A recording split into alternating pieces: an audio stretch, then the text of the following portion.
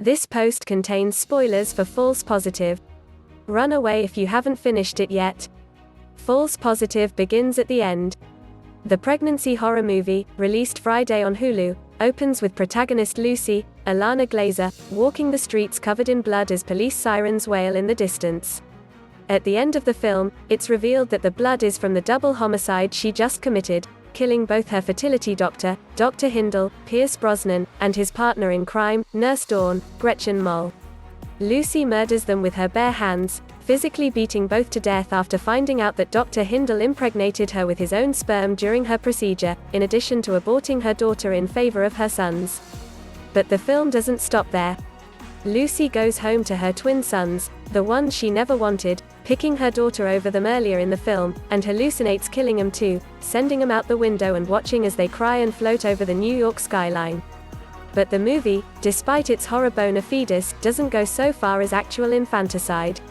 Lucy snaps back to reality and her babies are still there, unharmed. She decides instead to force them onto her unfaithful husband Adrian, Justin Theroux, demanding he take the kids and go. She stays behind in their apartment with one of the precious things she took from Dr. Hindle's office, the fetus of her dead daughter, Wendy. Lucy goes over to the couch, slips off her bra, and begins breastfeeding the fetus. In her hallucinatory mind, Wendy latches and begins drinking. Lucy beams and laughs. It's a disturbing, indelible image, the homicidal Lucy, experiencing deluded maternal bliss.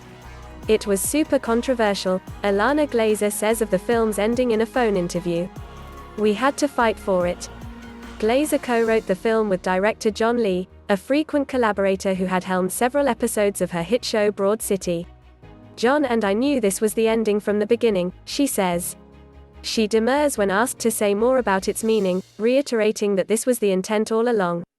However, Glazer notes, she and Lee also had to fight for the reveal that Grace Singleton, Zainab Jah, is not the woo-woo, spiritual, problematically Pan-African doula Lucy thinks her to be, but rather a prim woman with a spare, light-filled office.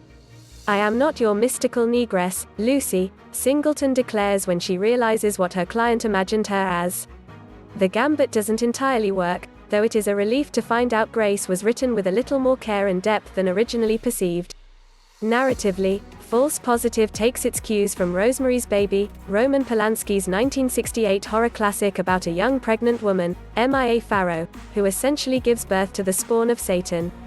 However, that film stops short of showing the baby, a choice False Positive diverts from, opting to not only show Lucy's twin sons, but also her purple, creepy-looking fetus.